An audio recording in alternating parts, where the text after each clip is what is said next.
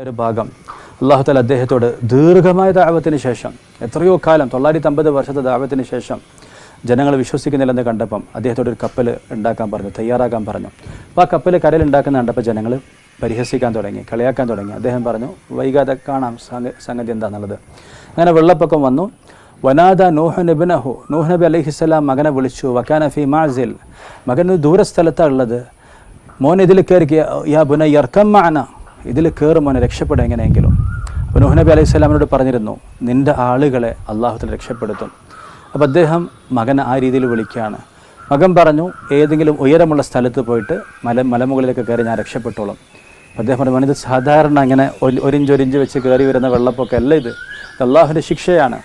ഇന്നത്തെ ദിവസം അള്ളാഹു അല്ലാതെ രക്ഷിക്കാൻ ഒരാളില്ല തന്നെ. അതായത് സാധാരണ വെള്ളം കയറി വരുന്നതാണെന്ന് കരുതി ഇതൊരു ശിക്ഷയുടെ ഭാഗമായിട്ട് വരുന്നതാണെന്ന് അർത്ഥം. ആ അർത്ഥത്തിലുള്ള ഉപദേശം കൊടുത്തു കേട്ടോ. ഞാൻ ഈ പറഞ്ഞ ഈ വാക്കുകൾ അദ്ദേഹത്തിൻ്റെ ഉപദേശത്തിൻ്റെ ഭാഗമായി പറഞ്ഞതല്ല. മകനെ, ഇന്നത്തെ ദിവസം അള്ളാഹു അല്ലാതെ നിന്നെ ആരും രക്ഷിക്കുകയില്ല. വെള്ളപ്പൊക്കാണെന്ന് കരുതി 10ാമത്തെ ഫ്ലോറിൽ കയറി അല്ലെങ്കിൽ മലമുകളിൽ കയറി രക്ഷപ്പെടാമെന്ന് കരുതണ്ട എന്നർത്ഥം. അപ്പം എന്താണെങ്കിലും അദ്ദേഹം ക്ഷണിച്ചു, മകൻ വിസമ്മതിച്ചു. അദ്ദേഹം മകന് വീണ്ടും പറഞ്ഞു കൊടുത്തു. വഹാല ബൈനഹുമൽ മൗജ്, ഉപ്പയുടെയും മകൻ്റെയും ഇടയിൽ ഒരു തിരമാല വന്ന് മറയാവുകയും മകൻ നഷ്ടവാളികളുടെ കൂട്ടത്തിൽ പെട്ടുപോവുകയും ചെയ്തു. എത്ര വലിയ സൗഭാഗ്യമാണ് നമ്മളുടെ മക്കളെ നമുക്ക് ദീനുള്ളവരായിട്ട് കിട്ടുന്നത്. 950 വർഷം ദഅവത്ത് ചെയ്തിട്ട് നൂഹ് നബി അലൈഹി സ്വലാമിന് മകനെ കിട്ടിയില്ലെന്ന് പറഞ്ഞാൽ അത് വല്ലാത്തൊരു കടുത്തൊരു വിധിയാണത്. അല്ലാഹു തആല ആ ഒരു അവസ്ഥയിൽ നമ്മളൊക്കെ കാത്തിരക്ഷിക്കുമാറാകട്ടെ. അദ്ദേഹം അള്ളാഹുവിനെ വിളിച്ചു. അള്ളാഹു, എൻ്റെ മകൻ എൻ്റെ ആളുകളിൽ പെട്ടതല്ലേ, അതുകൊണ്ട് രക്ഷിക്കണം എന്ന് പറഞ്ഞു.